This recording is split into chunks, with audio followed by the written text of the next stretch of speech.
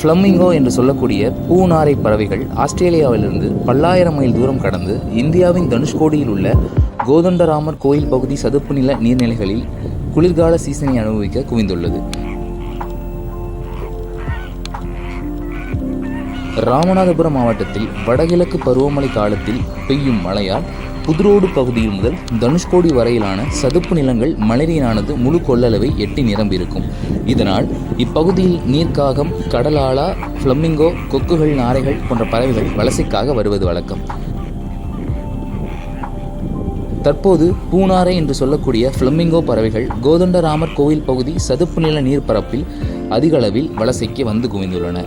ஏனென்றால் சிறிய வகை குளங்களும் உப்பு கலந்து நீர்த்தேக்கங்கள் சேறுபடைந்து வாழும் தன்மையுடையதால் இவற்றிற்கு ஏற்ற இடமாக இருக்கக்கூடிய தனுஷ்கோடி சதுப்பு நில நீர்த்தேக்கங்களுக்கு ஃப்ளமிங்கோ பறவைகள் வருகின்றன. பால் வெண்மை நிறத்திலும் 2 அடி முதல் 5 அடி உயரத்திலும் நீண்ட கால்கள் மற்றும் கழுத்துடன் மூக்கு சிவப்பு நிறத்திலும் மூக்கின் நுனி வளைந்து கருமை நிறத்திலும் காணப்படும். இவை ஒவ்வொரு ஆண்டும் டிசம்பர் மாதம் முதல் மார்ச் மாதம் வரையிலான காலங்களில் ஆஸ்திரேலியாவில் இருந்து கண்டம் விட்டு கண்டம் தாண்டி பல்லாயிரக்கணக்கான மைல் தூரம் கடந்து தனுஷ்கோடிக்கு வருகின்றன. இந்த ஃப்ளமிங்கோ பறவைகள் இனப்பெருக்கத்திற்காக வருவதாக பலரும் நினைக்கிறார்கள். ஆனால் உண்மையில் உணவிற்காகவும் குளிர்கால சீசனை அனுபவிக்கும் வருகின்றன. நின்றபடியே தூங்கும் பறவை இனம் என்பதால் நீர்நிலைகளில் நின்றபடியே உறங்குகிறது.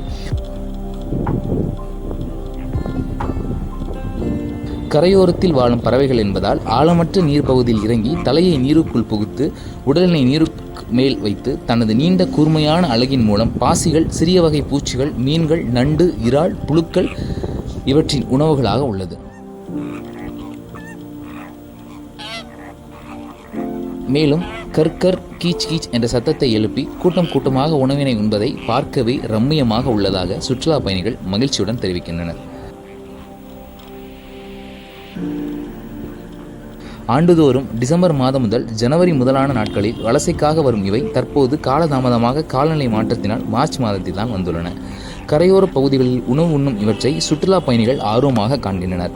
கூட்டமாக பறந்து செல்லும் அழகையும் இயற்கையின் அசைக்கும் அழகையும் காண ஆர்ப்பரிக்க உள்ளதாகவும் சுற்றுலா பயணிகள் தெரிவித்தனர். இவ்வாறு வரும் ஃப்ளமிங்கோ பறவைகள் பாதுகாக்க தமிழக அரசின் சார்பில் தனுஷ்கோடியில் சரணாலயம் அமைக்கப்படும் என 2025-26 தமிழக அரசு பட்ஜெட்டில் அறிவிப்பு வெளியானது மகிழ்ச்சி அளிப்பதாக ராமேஸ்வரம் பொதுமக்கள், சமூக ஆர்வலர்கள், சுற்றுலா பயணிகள் தெரிவித்தனர்.